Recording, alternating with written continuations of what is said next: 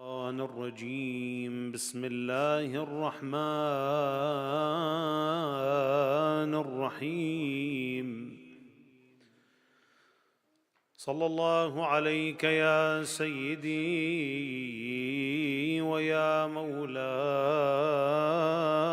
يا رسول الله. صلى الله عليك وعلى آل بيتك المعصومين المظلومين، لا سيما على الصديقة الشهيدة فاطمة الزهراء سيدة نساء العالمين، صاحبة الضلع المكسور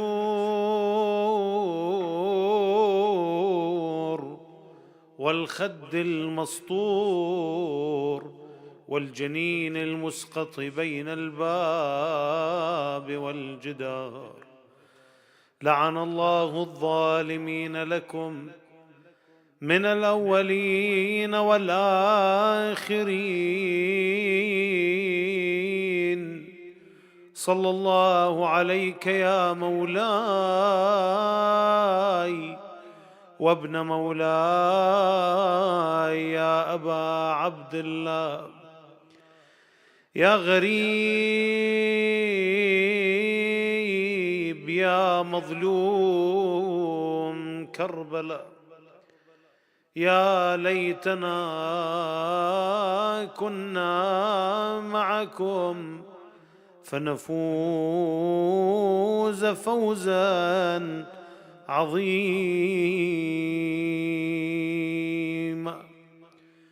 فضة تحكي لأسماء المصابة. We are still in the days of the martyrdom of Fatima al-Zahra salawatullahi wa salamuhu alayha, that tragedy which is the roots of every tragedy that we are going through in this era and in every era. فضة تحكي لأسماء المصابة، كم رأت من هجمة الطاغي عذابا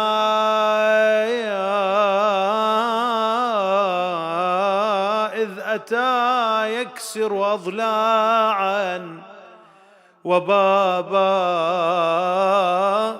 ما رعى للبضعة الزهراء ذماما. Fidda, the servant of Fatima, is narrating to Asma what happened in front of her eyes behind the door when she saw when the la'een attacked the house of Fatima alayha salam, breaking her ribs. أي آه تلك يا أسماء تسمع من بيوت أذن الله لترفع عجبا ريحانة الهادي تروع في صباح ألبست دهر ظلاما. Oh Fidda, how did you listen to the morning of Fatima al-Zahra? How did she cry out when the la'een attacked her? Fidda responds, لست أنساها دعتني بأنيني أسرعي فضة قومي سنديني قد وربي أسقط الرجس جنيني أصبح العيش على طفلي حراما. Fidda said that I would never forget when Fatima alayha salam called out to me to come and help her. when they killed her baby Al-Muhsin, when he fell behind the door, سألت أسماء يا فضة قولي محمرار لاح يا في خد البتولي، فأجابت لطم بنت الرسول، وقضت مقهورة تشكو اهتضاما، علامة علامة راعي الثار ما يظهر، علامة علامة وينشر لليتانونه، علامة علامة نسب متون فاطمته، علامة يا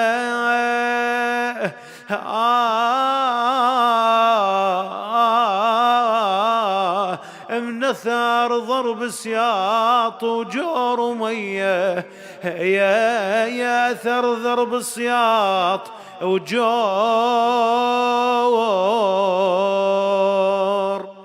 يور أمية،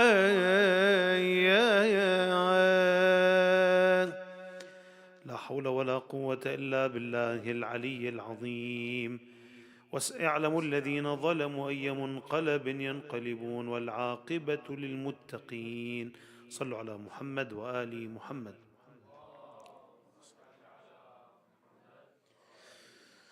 أعوذ بالله من الشيطان الرجيم. بفضل الله، بسم الله الرحمن الرحيم. وأفضل الصلاة وأزكى التسليم على المبعوث رحمة للعالمين سيدنا ونبينا وحبيب قلوبنا محمد وعلى آل بيته الطيبين الطاهرين، واللعنة الدائمة على أعدائهم أجمعين من لدن آدم إلى قيام يوم الدين. آمين رب العالمين.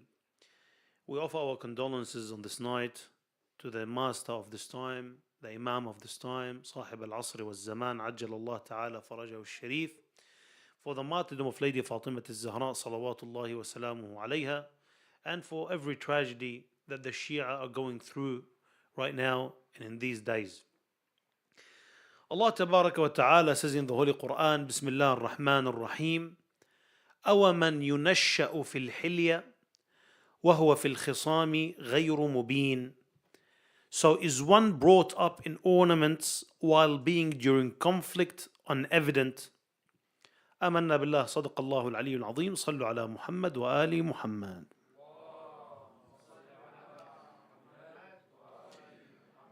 In Sydney in general, in this week, we're dedicating this week to speak about the sermon of Fadak, which is a beautiful sermon that Lady Fatima al-Zahra alayhi salam gave in the masjid of the Prophet salawatullahi wa salamuhu alayhi. And when we read the words of Ahlul Bayt, honestly, it should remind us of this grace that Allah Tabaraka wa Ta'ala gave us. It's a very great grace to have individuals like Muhammad wa Ali Muhammad, like these representatives of Allah Tabaraka wa Ta'ala on earth. If we do not have them, we wouldn't even know Allah Tabaraka wa Ta'ala. And imagine if we do not know Allah Tabaraka wa Ta'ala, what would happen to us? Look at the rest of the world nowadays. There is no principles. There is no morals. You look, the only people who can be steadfast, who can live while being oppressed, who can really have something that motivates them and gives them the motivation to live a better life and a good life, even living under oppression. The only motivation is what? Having individuals like Ahlul Bayt that introduced us to Allah Tabaraka wa Ta'ala, that helps us to believe that this world is not the major world or the major life that we live in. وَإِنَّ الْآخِرَةَ لَهِيَ الْحَيَوَانِ, as Allah Tabaraka wa Ta'ala says in the Quran, that the real life and the permanent life is the hereafter. And you look nowadays how when you are a person who attends the majalis, when you are a person who get to know Ahlul Bayt salawatullahi wa salamuhu alayhim, you see people when they lose, a mother when she loses a young man, one of her sons for example, in the way of Allah Tabaraka wa Ta'ala, or being killed by the enemies of Allah Tabaraka wa Ta'ala. She says, I'm trying to imitate Baneen, for example. Because Baneen, she was not born infallible. But she had 4 children of the sons of Ali ibn Abi Talib salawatullahi wa salamu alayhi, which weren't like ordinary people. They were like elite people. Abu al-Fadl al-Abbas was a faqih, was a knowledgeable man, was a person of a very high status. Not only in strength, the physical strength, but she didn't accept only to sacrifice one of them, but she sacrificed 4 of them. And when we get to know these individuals and read their words, we will have this kind of mentality that all of the issues and the hardships and the struggles of this dunya and the oppression that we are going through, it doesn't matter because it's only physical harm. We have a greater harm that we worry about, is the harm that can affect our permanent life in the day of judgment. Fatima al-Zahra alayhi salam, in this beautiful sermon, it is very important when we look at these words, and especially when we look at the words of Ahlul Bayt, it's not only ordinary words. We have to look deeper into these words. When these words were said, how they were said, what's the environment. And the sermon of Fadak, for us to understand more about the importance of this sermon, the ulama, they raised their kids on memorizing this sermon from how much knowledge it has. Things that are precious, priceless, that we can learn from it. And at the same time, through this sermon, we understand a bit of the value of Ahlul Bayt salawatullahi wa salamuhu alayhim. In the verse that I started with, when we look upon the sermon of Fadak, not only the actual content of the sermon were the lessons. Even if you look at the introduction of the sermon, how Fatima al-Zahra alayhi salam came to the masjid of Rasulullah, that was a sermon by itself. The introduction that didn't have any words, that was by itself, is a sermon. And then there is the content. If you look at how Fatima al-Zahra alayhi salam left the house, how did she leave the house? When we speak, and this is a great lesson for us, Allah Tabarak wa Ta'ala, in this verse that I started with, this was an answer to those who accused that Allah Tabarak wa Ta'ala created the angels are only female or females.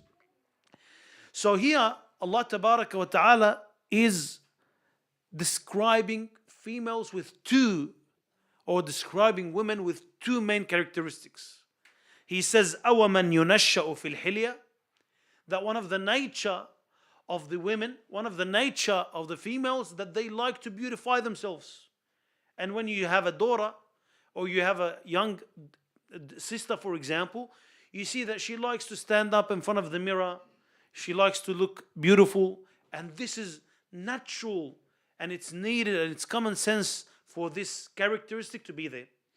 And the second characteristic, Allah Tabarak wa Ta'ala says in the Quran, وَهُوَ فِي الْخِصَامِ غَيْرُ مُبِينٍ, during conflict or during argument, they are able to win the argument through reason, but their main way is to gain the argument through what? Through emotions. Usually the tears are quicker for it to come out of the eyes of the woman than from the man. Unevident, being emotional, having this amount of emotion as well, by common sense, it's important in a mother, for example. So these 2 main characteristics, but when we look at Fatima al-Zahra alayhi salam, she teaches us something. That a person can break these natural things in himself for the sake of Allah Tabarak wa Ta'ala and the greater good. We see that when Fatima al-Zahra went to the masjid, she had a broken rib. She had just lost her fetus, Al-Muhsin. She saw her husband, Amirul Mu'mineen, taken by ropes to the masjid.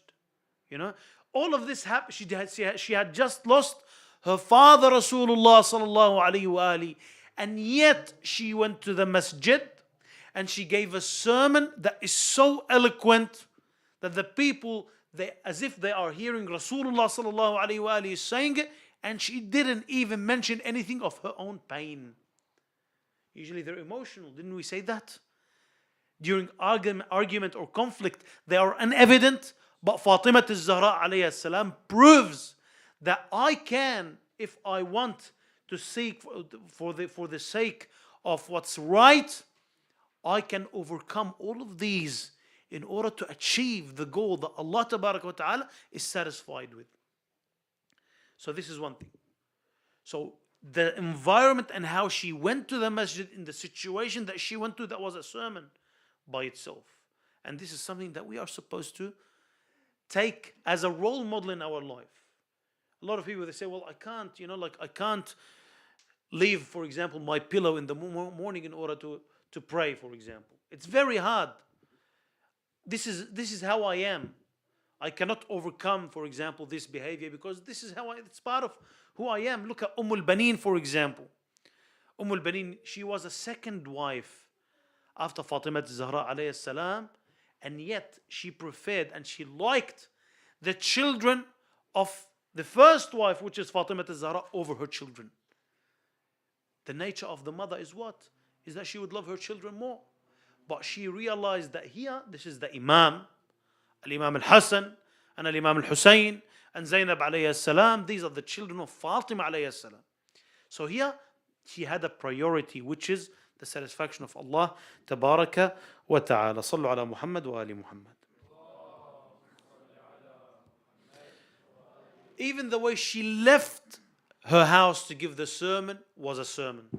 And if you look, for example, when you read about Al-Khutbah Al-Fadakiyya in the reference Balaghat al-Nisa li-Ibn Abi Tayfur, she came with a group of women. She left her house with a group of women. This indicates that it is recommended for a woman when she wants to leave her house, it's better that she goes with someone of her relatives, her husband, or for example, her brother or her friends.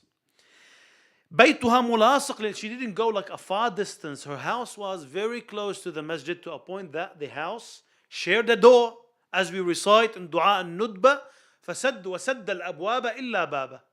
You know how Rasul, there were 9 houses around the masjid. They shared doors for the wives of the Prophet and for some of the companions, Abu Bakr and Umar. And then Rasulullah ordered that all the doors should be sealed. They have no direct access to the masjid except for the door of Ali and Fatima. Then Umar came to Rasulullah. He said, Ya Rasulullah, at least leave a small window for me. He said, this is not my order. This is Allah's order. Allah ordered me to close the door. All the doors except for the door of Ali and Fatima. تَطَعُ أَذْيَالَهَا. She is stepping on the edges of her abaya. That indicates that she's wearing like long clothes. لَاثَتْ خِمَارَهَا. She covered her face. نِيطَتْ دُونَهَا مُلَاءَ. Because she's speaking in front of men, there was like a curtain between her and the men. خرجت لإحياء أعظم شعيرة. That when she left her house, she left for an important reason. She is trying to إحياء أعظم, one of the greatest rituals in Islam, which is أمر بالمعروف والنهي عن المنكر. صلوا على محمد وآل محمد. The introduction of the sermon by itself was a sermon. The introduction, which had no words in it. The hadith says that Fatima al-Zahra alayha salam that she mourned, that the people started to cry. أجهش القوم بالبكاء. What is that? What does this mean? The people, they had just betrayed Ahlul Bayt salawatullahi wa salam alayhi. As if Rasulullah didn't do anything for them, as if Amirul Mu'mineen didn't give them anything. All the wars that they went through, as if they didn't do anything. So they had harsh hearts. Fatima al-Zahra alayhi salam wanted to teach them something, but the introduction was to purify their heart, to soften their hearts. Through what? Through making them cry. And this is the importance, again, of commemorating the tragedies of Ahlul Bayt. Crying that softens the heart. Look how many verses speaks about, for example, buka. Look at, for example, the hadith that speaks about the importance of crying, that softens the heart, because that prepares the heart to accept the advice and accept the sermon. The hadith says, أنت أن فأجهش القوم على إثرها بالبكاء والنحيب. Straight after they kept crying, and then that's when they were ready to listen to the words of Fatima al-Zahra alayha as-salam. So when it comes to the content which I will be concentrating upon, Fatima al-Zahra started with, if you go to the Sermon of Fadak, it was divided into few paragraphs. And you see how Fatima al-Zahra alayhi salam concentrated on one thing. Even though that the sermon is called Al-Khutbah Al-Fadakiyya, and of course a lot of you are familiar with Fadak. Fadak is the land that was gifted to Fatima al-Zahra alayhi salam by Rasulullah, by the Prophet, which was given to him as a gift from one of the Jewish people who became a Muslim and fought with the Prophet and was martyred. His name was Mukhayriq. So it was given to him, and then the verse came down, وَآتِ ذَا الْقُرْبَى حَقَّهُ, and give your relative the right. Then Rasulullah asked, Man al-Qurba, who's the relative and what's the right? He said the relative is Fatima and her right to give her Fadak. For 3 years Fatima alayhi salam was looking after that land, and she was making 300 kilograms of gold per year. You know, when we read and understand that, we look in history and we see how it repeats itself. Imam al-Hasan al-Askari, when he comes to the tafsir of the verse, لَتَرْكَبُنَّ طَبَقًا عَنْ طَبَقٍ, it means that you will go through the same test over and over again. The people are going to fall into the same mistakes. It doesn't matter how, for example, the theme changed, the theme of the world changed. It's the same challenge. Who started with, for example, occupying lands and stealing the lands? Of course, when it comes to wars, it happened all the time. By the way, it's happening nowadays. How it started with Fadak, with taking Fadak, stealing Fadak from Fatima al-Zahra alayhi salam, and how they used religion in order to prove their mistake. You know, the first people of the Muslims to for example, have a deal or normalize ties with Jews, for example, against Islam, was the people who took the place of Rasulullah after that. And it is mentioned in the Sunni references that one of the advisors was Ka'b al-Ahbar, the advisors of the Khalifa. Ka'b al-Ahbar, a Jew. He told him, what do you think of me as a Khalifa for the Muslimin? And you see this is happening nowadays. How, for example, Saudi Arabia, Jordan, they are allies now with Israel and the Zionists and the terrorists in Israel. They are allies against Islam. You know, and then that king, he said, like Rasulullah says, Al-Mu'min akhul mu'min, that the mu'min is the brother of the mu'min, he has to support him. Okay, where are they when it comes to the Muslimin around the world? So the history repeats itself. Fatima al-Zahra alayhi salam, even though the sermon was called Al-Fadakiyya, but the Fadak, speaking about Fadak, was like briefly. And the reason why she spoke about it, inshallah, I will come to mention it later, inshallah. I won't mention it now. So she started first with thanking Allah tabaraka wa ta'ala on the graces, reminding the people that you should contemplate upon the graces that Allah tabaraka wa ta'ala, that He bestowed upon you, because that contemplation would lead to something greater, would lead to understanding Tawheed. When she said, for example, in the sermon, she started with Alhamdulillah ala ma an'am wa lahu shukru ala ma alham wa thana' bima qaddam. Honestly, when you read these words, you start to cry. Starting with these words, thinking and pondering upon the graces of Allah tabaraka wa ta'ala, it reminds me that no one else can give me these things. Not the Western world, for example, not the dunya with everything that it has, can give me these things except for Allah tabaraka wa ta'ala. Then when I think about these graces, I show gratitude. وَلَهُ الشُّكْرُ عَلَى مَا أَنْعَمْ مِنْ عُمُومِ نِعَمٍ ابْتَدَأَهَا.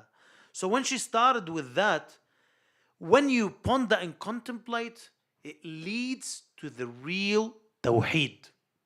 all of us we say La ilaha illallah, correct? We always say in the adhan, Ashhadu an la ilaha illallah. But not every tawheed is considered correct tawheed, the true tawheed.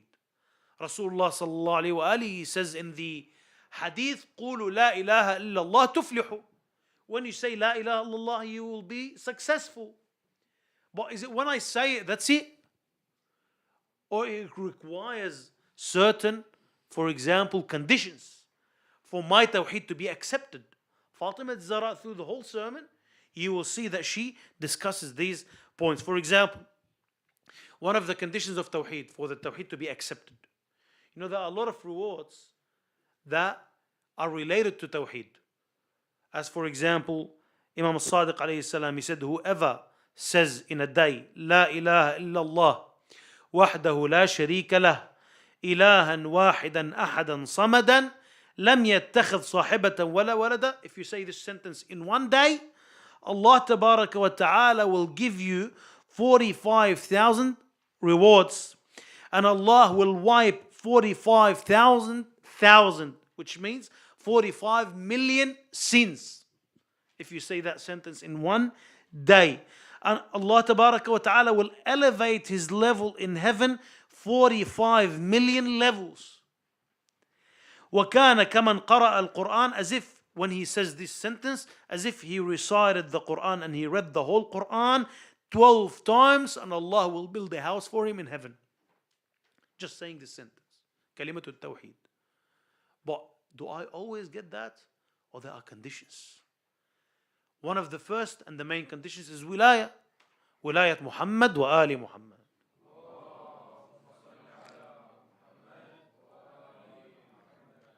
Imam Rida alayhi salam, in Hadith Silsilat al-Dhahab, when he says, Kalimatu la ilaha illallah husni, that Allah tabarak wa ta'ala said, because it's called the Hadith of the golden chain. Because he says, by my father said, by his father, that his father said, by until Rasulullah, he said that Jibreel told me that Allah said, Kalimatu la ilaha illallah, the word of La ilaha illallah is my fortress. Whoever enters my fortress is safe from my punishment. And then Imam Rida alayhi salam, he said, but with its conditions. He said, and I am from the conditions of the word La ilaha illallah. So we see in the sermon of Fadak, Fatima Zahra alayhi salam, even though that the sermon is named by after the land of Fadak, but the main thing behind mentioning all this was to prove the right of Ali ibn Abi Talib salawatullahi wa salamu alayhi in the wilayah and the being the successor of Rasulullah sallallahu alayhi wa alihi. So wilayah is the first condition, and I will mention them quickly. Second condition is sincerity, being sincere while saying La ilaha illallah, as per the hadith, Kalimatu la ilaha illallah kalima azim. It's a great word. But whoever says it with sincerity, that's when you will gain heaven. وَمَنْ قَالَهَا كَاذِبًا عَصَمْتُ دَمَهُ وَمَالَهُ وَكَانَ مَصِيرُهُ إِلَى النَّارِ. Whoever says it with no loyalty or sincerity, and he's lying, when I say he's lying, it means it doesn't have all of these conditions in it. He will be forbidden from entering heaven. The third condition is that he's supposed to be ascetic when it comes to the materialistic world. What does it mean to be ascetic? To be ascetic or zahid, it doesn't mean that I should live a poor life, I shouldn't have like the best car or like a nice house. It doesn't mean that I shouldn't have all this. ليس الزهد أن لا تأس. Being ascetic, it doesn't mean that you do not own anything. Being ascetic is to not allow anything to own you. Sometimes I think that I own my money, but in fact the money owns me. The money controls me. I think I own my, for example, PlayStation or my game, but it owns me to a point that I do not listen to my parents, for example. I spend my money in these games, for example, and I do not care about it. Which means that this simple thing that people buy and sell, it owns me. So being ascetic is to not be owned by the materialistic world. And the fourth condition is to die upon Tawheed. Some people, they live a life that they believe in one Allah, one God, and they have tawheed. They're truthful, they're sincere, they have the wilaya, but they do not die on tawheed. And then this is the fourth condition. Sallu ala Muhammad wa ali Muhammad. So the first thing, when Fatima Zahra was teaching us to think about the grace of Allah and ponder, which would lead to true tawheed, this pondering on contemplation would lead to something else. She started to mention about the grace of sending a prophet, that Allah is so just to our point that He wanted to introduce Himself to us. He wants us to receive the message that will give us success in the hereafter. So He sent the messenger, Rasulullah sallallahu alayhi wa alihi. So she said, فَرَأَ الْأُمَمُ فِرَقًا فِي أَدْيَانِهَا عُكَّفًا عَلَى نِيرَانِهَا. So Allah saw that the people are divided. You know, the Arabs in Shibh Jazira al-Arabiya, they weren't even countries, they were tribes killing each other. You know, the same what happens nowadays.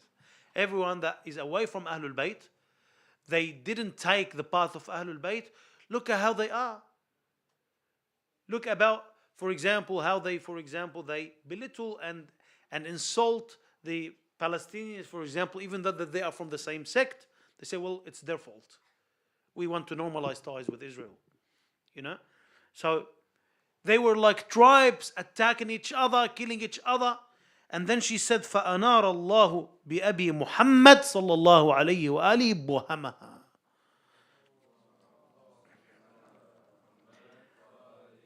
So when Allah saw these people in tribes deviated, worshipping the fires, worshipping the idols, denying Allah Tabaraka wa Ta'ala, Allah Tabaraka wa Ta'ala enlightened their path through my father Rasulullah sallallahu alayhi wa alihi.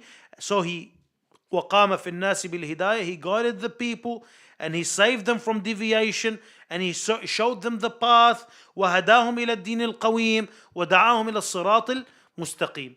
So this is how the Arabs were. And if you look at how Fatima Zahra alayhi salam, how she describes them, she says to them, Ya ma'shar al-ansar, and all of this introduction, after mentioning Tawheed, gratitude to Allah Tabaraka wa Ta'ala, prophethood, she wasn't looking upon the people. She wasn't directing the speech to them. Then she looked upon the Ansar, which is supposed to be us at the time. The people that pledged allegiance to Amir al-Mu'mineen, the people that welcomed the Prophet when he migrated from Mecca to Medina. She started talking to them, even though they betrayed Amir al-Mu'mineen, but she started with praising them. That you are supposed to be the people who accept this message. Hadanat al-Islam. Talking about the responsibility that falls upon their shoulders. The responsibility that falls upon our shoulders. So, describing or indicating that the people, in the absence of the Prophet, in the absence of the Hujjah, they have responsibility towards this message. I have a responsibility. I cannot think that now I'm safe. Well, I'm far away from all of these events. Well, as long as I'm, for example, a good Muslim, I look good, I pray on time, that's it. I have a responsibility. I have to be seeking at all times for ways to play part in the solution of the issues in the nation of Rasulullah sallallahu alayhi wa alihi. So she started, أنتم عباد الله نصب أمره ونهيه وحملة دينه ووحيه. The third point about the sermon, after mentioning the responsibility, she started to show them and warn them about the greatness of this responsibility and the danger of belittling it and taking it lightly and not understanding that kind of responsibility, by reminding them of the great fruits of this message that Allah Tabaraka wa Ta'ala sent through the Prophet. So she started with what? You know, we always want to ask the question why. Why is praise, for example, a must? Why do we have to fast? Why is Hajj like that? Like we have to go 7 times around the Kaaba, throw stones upon a wall. We don't understand these rituals. We always ask why. It is very important when I'm learning religion, or like I'm teaching my kids, or I'm teaching my siblings, for example, or I'm teaching kids, for example, at school about religion. It is important to answer the question why. Fatima al-Zahra alayhi salam gave them a brief talk about that. She started with Iman. جعل الإيمان تطهيرا لكم من الشرك. Iman purifies you from shirk, from polytheism. تطهيرا لكم من الشرك. And Iman, which is the root and the masdar and the key to success in the dunya and in the hereafter. As you read in the Quran, قد أفلح المؤمنون. That the successful ones and the victorious ones are the believers. Secondly, والصلاة تنزيها لكم عن الكبر. And praise to purify you from arrogance. And if you think about this, she says والصلاة تنزيها لكم, to purify you, which means you are the ones that need it, not Allah tabaraka wa ta'ala. Allah doesn't need, as per the hadith, Allah لا تنفعه طاعة من أطاع. Allah doesn't gain or profit from the obedience of the people that obey Him. And He doesn't get harmed by for example, the sins of the people that commit sins. Allah doesn't need that. So who actually needs the praise is us. تنزيها لكم عن الكبر. There is a hadith by Imam Rida. I mentioned 2 hadith that speaks about this. After Salat ala Muhammad wa Ali Muhammad.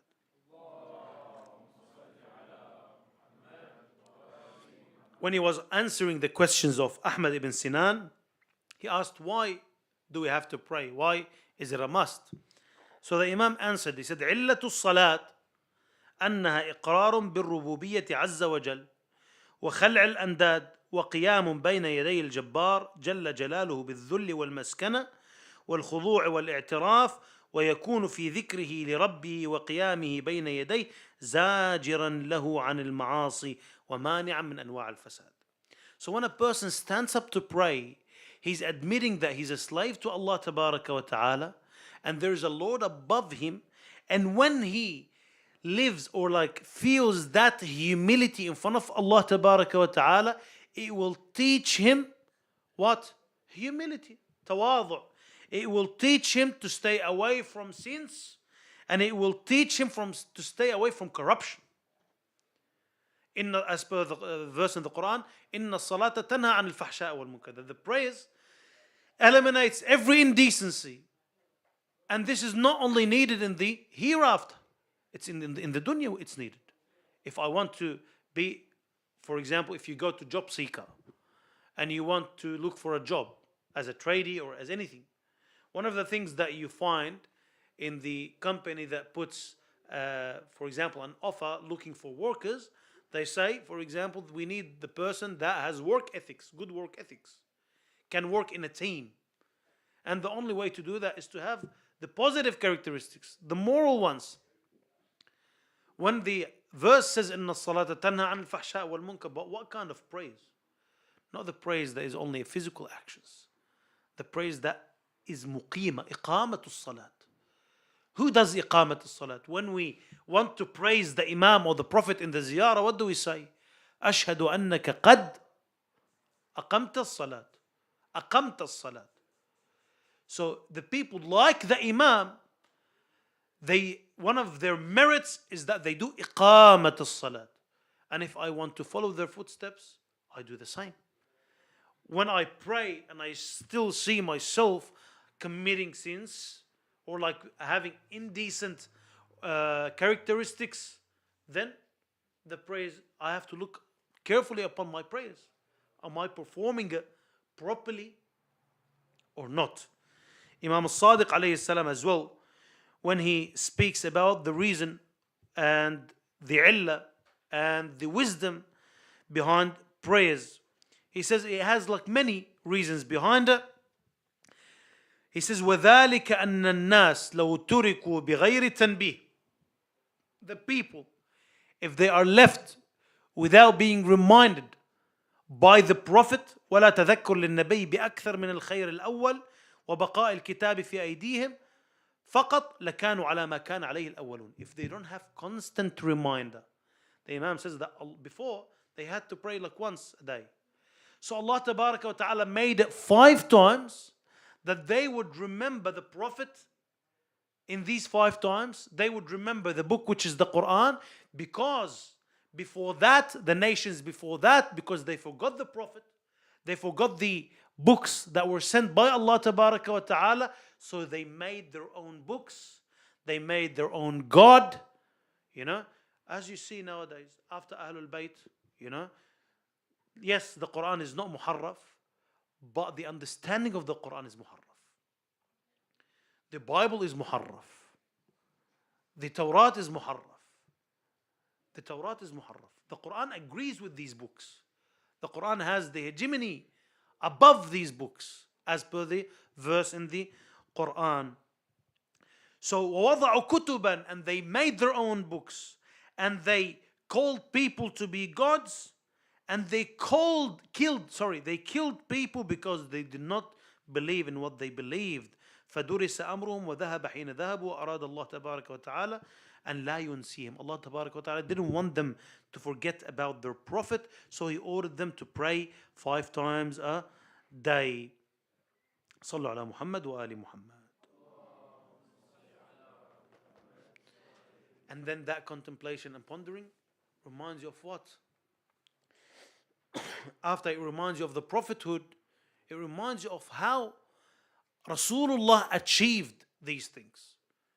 She said, كلما نجم قرن الشيطان أو فغرت فاغرة من المسلمين, or whenever the war was declared, Rasulullah threw Ali ibn Abi Talib in the flames of the war. This kind of individuals, if you think about how great they are, Amir al-Mu'mineen once, when physically became the Khalifa, his brother Aqil came to him. He was distributing money. He said to him, I want more.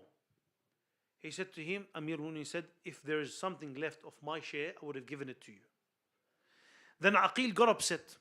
Amir al-Mu'mineen is saying that. He says, وَقَدْ جَاءَنِي Aqil. My brother Aqil came to me and he asked me for more. So I listened to him, but he thought that I'm going to sell him my religion. So I heated up a piece of metal, فَأَحْمَيْتُ لَهُ حَدِيدًا, and then I brought it closer to his face. فَضَجَّ ضَجِيجَ ذِي دَنَفٍ مِّن مَيْسَمِهِ. He screamed from the pain of the heat. When I brought it closer to his face, he said to him, ثَكَلَتْكَ الثَّوَاكِلْ يَا عَقِيلِ. Woe to you, Aqil. You are afraid of a fire that a man like me made it while he was playing around, لِلَعِبِهِ, and you want to expose me to a fire that Allah Tabaraka wa Ta'ala ignited it.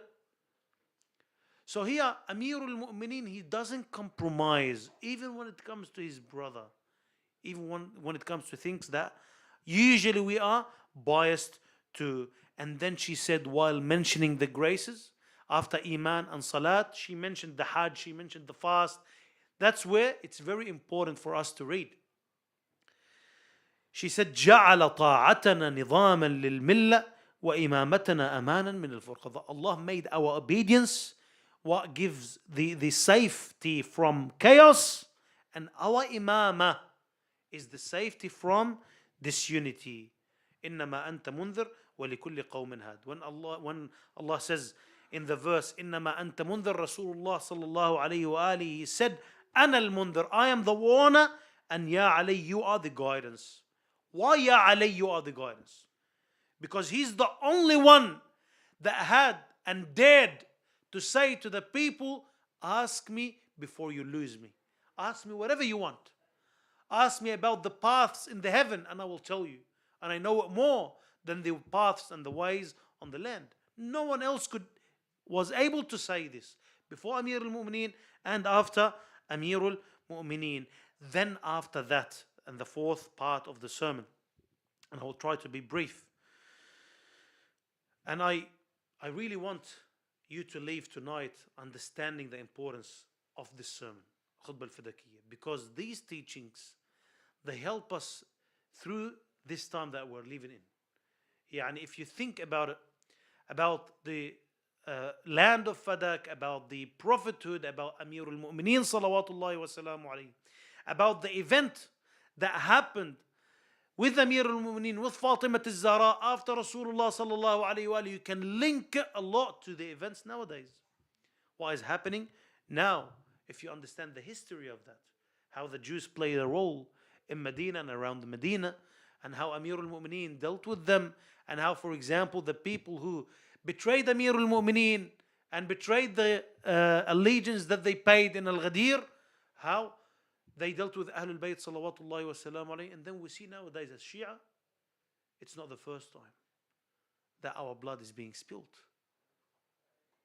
That the enmity nowadays that is being applied, for example, on Lebanon, it's not because a political disagreement. It's because of your identity. It's because of my identity. As a follower of Amir al-Mu'mineen salawatullahi wa salam alayhi. Nothing more, nothing less. Because now you see how much they are putting money into controlling the social media more than ever. You only see depressing things when you go to X, when you go to Facebook. You see depressing in what sense? You feel like, well, we're getting defeated. We are being defeated. Look what they are doing, for example, in Lebanon, to the fighters. But then if you look in the real life, what is happening, the strength of Amir al-Mu'mineen salawatullahi wa salamu alayhi, and how the Shia of Amir al-Mu'mineen is learning that from Ahlul Bayt salawatullahi wa salamu alayhi, that's much greater. We've seen a lot of people getting depressed of what is happening and how leaders are being killed. So she said, she started to tell them after that, for the Ansar, how they let down Rasulullah sallallahu alayhi wa and let down the message of Allah tabaraka wa ta'ala, and how they didn't support Amir al-Mu'mineen by reminding them how they forgot what Rasulullah achieved with Amir al-Mu'mineen salawatullahi wa salamuhu alayhi. Then she said, Ayyuhan nas i'lamu anni Fatima. She started to tell them that the person that took over, that became the Khalifa, about Abu Bakr, the person that you chose, the person that you did not support Amir al-Mu'mineen for his sake, look at him, how he's lying on behalf of Rasulullah. Because now she started to mention about Fadak. Not because of the value of Fadak, not because of the 300 kilograms of gold per year that were coming out of Fadak, but for what reason?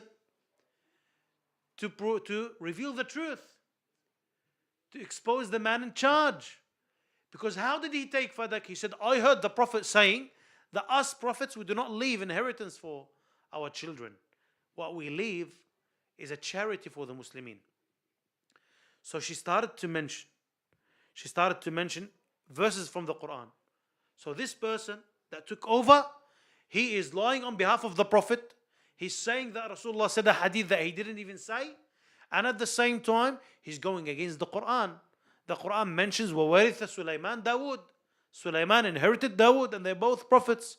So the prophets do inherit. And then she said, because people started to claim, well, Allah Tabaraka wa Ta'ala is speaking about the inheritance of prophethood and knowledge. So she said again another verse to explain more.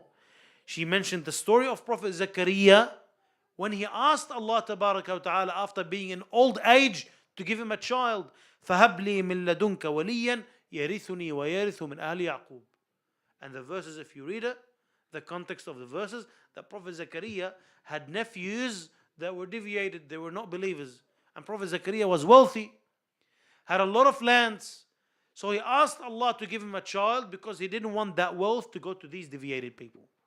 So it's not only the inheritance of prophethood and knowledge, it's even the inheritance of money. So when she done that, she proved that this man is denying the words of Allah Tabaraka wa Ta'ala and lying on behalf of Rasulullah sallallahu alayhi wa alihi wa sallam. And then at the end she mentioned a bit of her tragedy, not to complain about her pain, but to show support to her father Rasulullah. Because she said, أَلَيْسَ الْمَرْءُ يُحْفَظُ فِي وُلْدِهِ. if you had respect to the Prophet, wouldn't you look after his offspring, especially his daughter, that he said about her, Fatima, بضعة مني من آذاها فقد آذاني. Fatima is a part of me. Whoever harms her harms me. And this is as well in Sahih al-Bukhari. You see that, and then in Sahih al-Bukhari, after 4 pages from this hadith, you see Fatima man أغضبها أغضبني. Whoever angers her angers me. And then after that you see that Fatima died and she was angry with both of them. Those who went in the place of Rasulullah before Amirul Mu'mineen salawatullahi wa salamuhu alayhim. So Fatima Zahra alayhi salam, the only ornament that Rasulullah sallallahu alayhi wa alihi left in this dunya. But how did they deal with her? How did they treat her? You know, we say, أنست رزيتكم رزايانا. One of the graces, one of the benefits of the presence of Ahlul Bayt salawatullahi wa salam alayhi, that whenever we see a tragedy, we see, well, look, Ahlul Bayt, the best of the creation of Allah tabaraka wa ta'ala, and then they went through this in the dunya. What am I going to say about myself? I might deserve it because I'm sinful, but they are infallible. That's why the poet says, الموت لا والدا يبقي ولا ولدا هذا السبيل إلى أن لا ترى أحدا. That death doesn't leave a father or a son, and this is the way until you see no one living on this earth. هذا النبي ولم يخلد لأمتي. This is the Prophet, and he wasn't immortal. If Allah tabaraka wa ta'ala wants to have someone that is immortal on earth, it would be the Prophet more than others. And then we realize the value of this dunya as per the hadith. If this dunya had a value in the eyes of Allah tabaraka wa ta'ala, Amir al-Mu'mineen salawatullahi wa salam alayhi says this hadith, لو كانت الدنيا عند الله تبارك وتعالى has a value. If it has a value, then he wouldn't accept. لما ارتضى, for example, he wouldn't accept the decoration of the dunya to be in the hands of the deviated people if it had value. And he wouldn't agree for the trials and the calamities of the dunya, he wouldn't agree that this would be the punishment of the awliya. Fatima Zahra salawatullahi wa salamuhu alayha, the only ornament that Rasulullah sallallahu alayhi wa alihi left, they attacked her house. For what? For what? For gaining power, for the sake of the dunya. These people didn't appreciate Rasulullah sallallahu alayhi wa alihi's sacrifice. These people, they wanted power, they wanted money, so they didn't care. That's why when they attacked the house, they said, Inna fi dari Fatima, Fatima's in the house. So the La'in said, well, so what?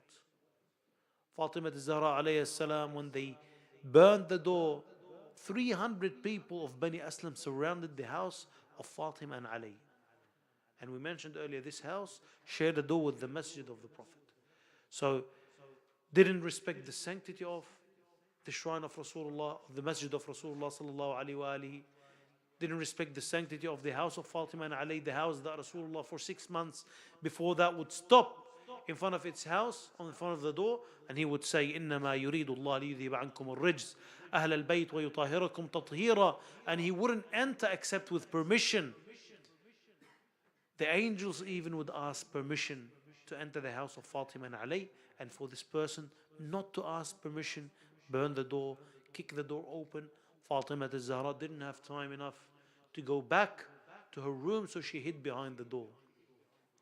So when he felt that Fatima alayhi salam was behind the door, he started to push the door against her until there was a nail in the door that pierced and then went through the chest of Fatima salawatullahi wa salamu alayhi. He said, and I heard her when she called out, she said, Ya Abatah, Ya Rasulullah, oh Father, Ya Rasulullah. He said, my heart was about to soften for her. Then I remembered the strength of Ali and the magic of Muhammad. So I put my foot on one of the sides of the door, and I put my back on the door, and I started to push until I heard the cracking of the ribs of Fatima salawatullahi wa salamuhu alayhi. Then Fatima alayhi salam didn't call for Amir al-Mu'mineen because she knew that Rasulullah asked him to be patient. Amir al-Mu'mineen was with some of the companions in the backyard, which is what? The masjid. And then the whole event happened in a very short time. So she called, Ya Fiddatu asnidini, faqad wa rabbi asqatu janini. Oh Fidda, help me. Because by Allah they killed my son al-Muhsin, Fatima al-Zahra alayhi salam. After that, when they took Amir al-Mu'mineen salawatullahi wa salam alayhi, he came and he grabbed the man with his clothes and he hit him against the wall. He broke his nose. He said, if you didn't know that Rasulullah asked you to be patient, you know that you wouldn't be able to enter my house. They took Amir al-Mu'mineen to the masjid. Fatima al-Zahra alayha salam followed Amir al-Mu'mineen. She said, خلوا ابن عمي أو لا أكشف للدعاء راسي وأشكو للإله شجوني. Leave Ali ibn Abi Talib, otherwise I will raise my hands and I will ask Allah Tabaraka wa Ta'ala to bring down the punishment. Salman, Amir al-Mu'mineen said to Salman, tell her to go back. When Fatima alayhi salam refused, Umar said to his slave Qunfudh, go back to her and force her back to her house. Qunfudh alayhi la'aynullah, when he approached Fatima and she refused to go back, he slapped her across the face. She fell on the ground. After that day, Fatima al-Zahra alayha salam never looked in the eye of Amir al-Mu'mineen. She was hiding that eye. One day Amir al-Mu'mineen saw that Fatima alayha salam had a red eye, كعلقة الدم. He said to her, Ya Fatima, when did this happen? She said to him, Ya Ali, it's from that day when they took you to the masjid. I followed you, the la'in came back and he slapped me across the face. Allahu Akbar. Fatima alayhi salam kept suffering from the pain until she died 40 days after Rasulullah at the age of 18 years old. Allahu Akbar. Amir al-Mu'mineen was at the masjid. He came back. He fulfilled the will of Fatima. She asked him to bury her in the middle of the night so no one of those who oppressed her would attend her funeral. Amir al-Mu'mineen, she said to him, wash me from above the clothes. She didn't want him to see the signs and the traces of the hitting. Amir al-Mu'mineen put Fatima alayhi salam on the mortuary. He wanted to wash her body. As he was washing the body of Fatima, he left her and he sat aside crying. Asma bint Umays came to Amir al-Mu'mineen. She said, Ya Ali, what is happening? Are you crying that for Fatima alayhi salam, for her death? He said, La wa in azza alayya firaquha. I'm not crying for that. Even that her death is breaking my heart. She said, Ya Ali, what happened to you? Why are you crying? He said to her, Ya Asma, while I was washing the body of Fatima, I touched her side and I felt a broken rib that she hid from me. Ya Amir al-Mu'mineen, when you touched one rib of Fatima alayhi salam and you felt that it was broken, you couldn't stand it anymore and you started to cry. What would you do, Ya Ali, if you see the ribs of Al-Imam al-Hussein in the land of Karbala being broken by the hooves of the horses? والله ضلع واحد يا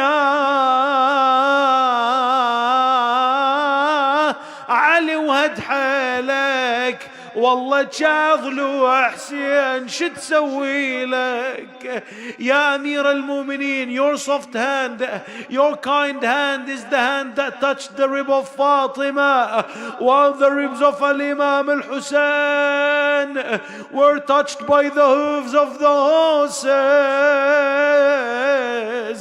ايدك مرت على ضلع البتول ومرت على ضلوع ابو اليمه الخيول. والله ينصاب بقلبي ماتمك يا حسين، ينصاب وذكرك من يمر الدمع،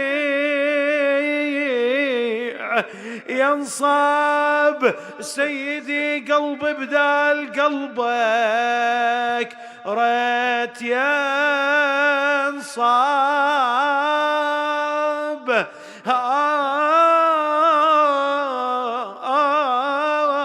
وخدي دون خدك على الوطيه يا وخدي دون خدك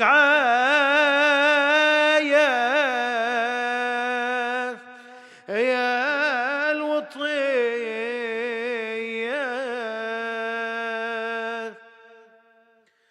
لولا سقوط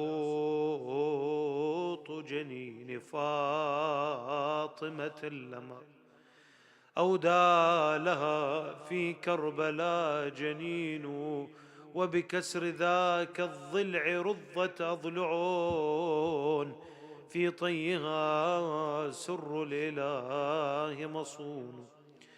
إلهنا بفاطمة وأبيها وبعلها وبنيها والسر المستودع فيها، فرج عنا فرجا عاجلا قريبا كلمح البصر أو هو أقرب من ذلك. Hasten the appearance of صاحب العصر والزمان. Grant us the tawfiq and the ability to be of those who will be of his supporters, who will fight under his standard. اللهم صل على محمد وآل محمد. اللهم كن لوليك الحجة ابن الحسن صلواتك عليه وعلى آبائه في هذه الساعة وفي كل ساعة وليا وحافظا وقائدا وناصرا ودليلا وعينا، حتى تسكنه أرضك طوعا وتمتعه فيها طويلا برحمتك يا أرحم الراحمين، ولتعجيل الفرج واستجابة الدعاء وقبول الأعمال وقضاء الحوائج وشفاء المرضى والأرواح أموات المؤمنين والمؤمنات الشهداء والعلماء من مات على الإيمان.